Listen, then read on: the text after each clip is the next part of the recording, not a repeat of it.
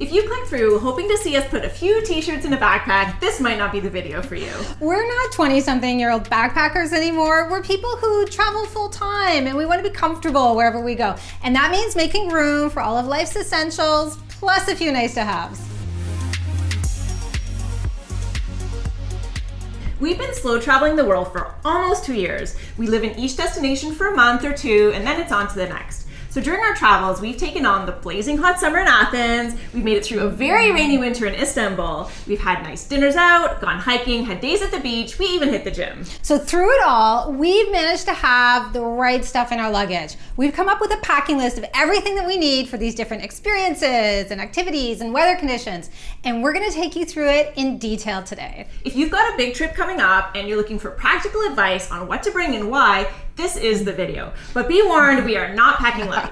That's right. We want to feel comfortable while we're traveling. We want to be prepared for any kind of weather. We want to feel like we're at home, even though we live in Airbnbs. And we have a lifestyle that includes hiking and working out and doing lots and lots of cooking. All these activities require things that we need to somehow fit into our luggage.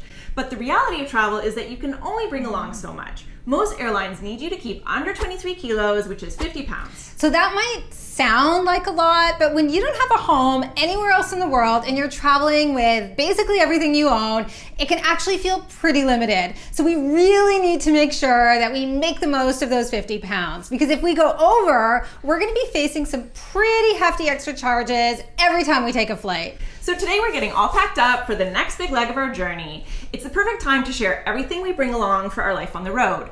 But full disclosure, we have acquired some new items over the past few months. So the big challenge for us today, can we both get our suitcases to below the maximum weight cutoff? But first, a big hello from Toronto. So if you're new around here, I'm Stephanie, this is Gillian. We retired early to travel full time. And this is our very last video from Canada. Ooh. Yes, before we bring you all new content from Eastern Europe. So keep an eye out for that. We have a new video coming to you every Sunday. So managing how much we're carrying has been an ongoing battle. When we first headed out on our journey, we brought along super huge luggage. It was 32 inches, and we made the mistake of filling it right up with all kinds of ridiculous items. It was so heavy that I couldn't lift it by myself, which made for some really difficult travel days. Fortunately, both suitcases eventually broke, and we were forced to start fresh with much smaller luggage. These ones we have right here. So this was a great opportunity to rethink every single thing that we're bringing along. So welcome to our luggage packing lab. So the biggest challenge with staying below that 23 kg, 50 pound max is our clothing. Clothes really make up the majority of what's in our luggage. And it's a usual category where you can go really, really wrong with overpacking. Of course, it all starts out innocently enough.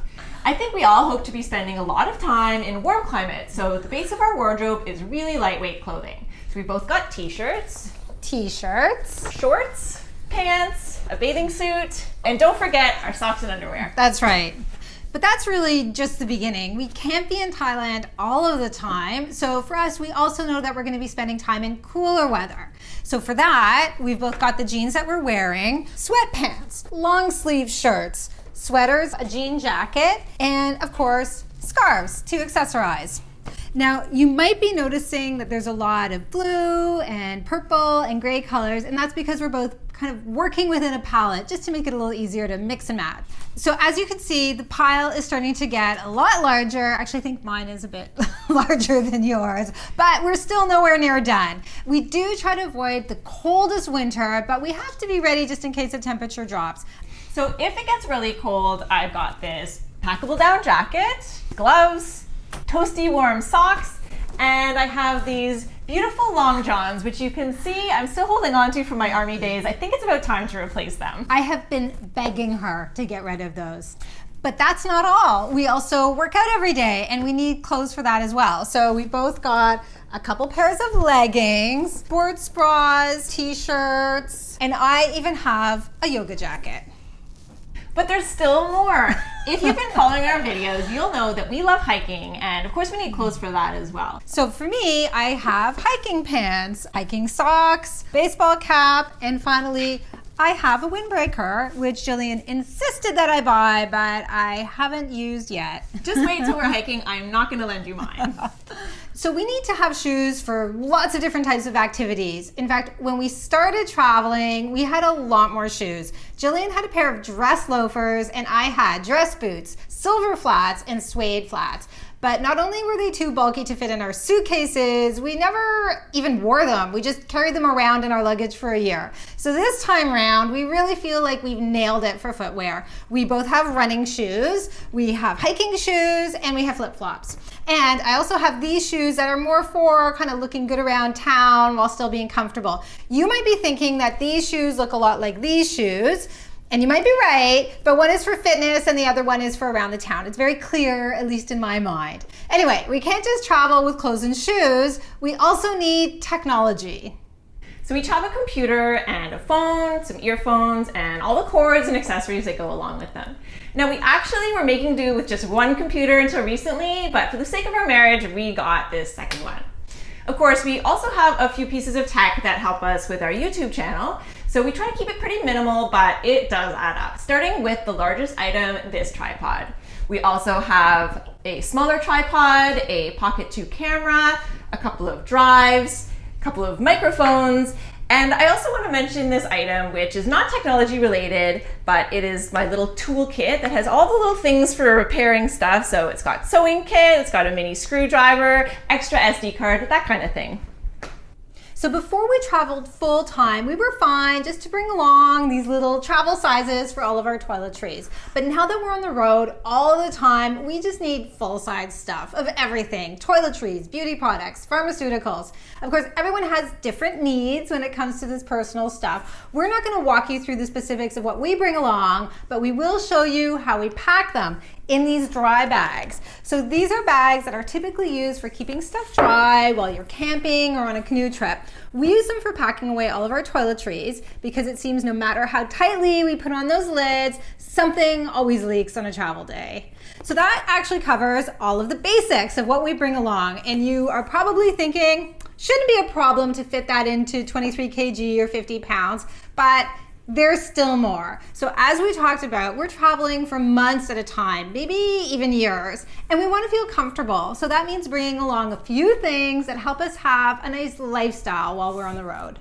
Some people might bring along a musical instrument or sports equipment or art supplies when they travel. Well, we love cooking, and since there's always something missing from every Airbnb kitchen, we bring along this handy little kitchen kit. So it's got a couple of knives, cloth bags, food containers, measuring cups and spoons, a vegetable peeler, an adorable teeny tiny little grater, and most importantly, a travel coffee filter, because you would be shocked at how many Airbnbs don't offer a way to make coffee in the morning.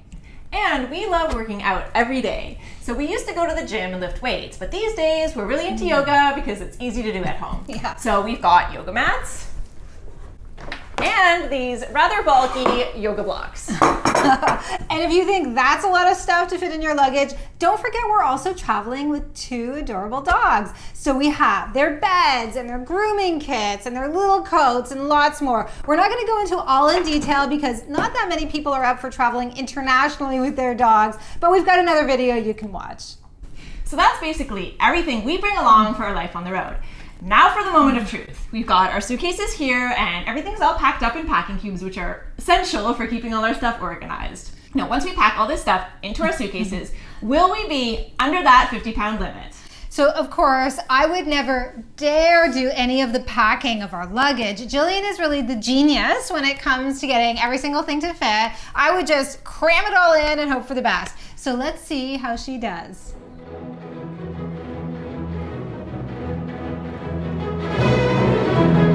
Well, she got it all in, but the real question is, how much does it weigh? Because if we go overweight, then we're gonna have to make some tough decisions. Over the past couple years, we've learned that we can bring some things that make our life more comfortable, but we definitely can't bring everything. So we just have to recognize what's essential and what's just nice to have. Of course, what you bring really depends on your own needs and preferences, what kind of weather you're gonna be in, what activities you like to do, and whatever's important to you. Okay, time for our weigh off with our handy little luggage scale. Okay, and okay, got it? All right, gotta use those yoga muscles. All right, here we go. All right, I got 43. Mine's 45.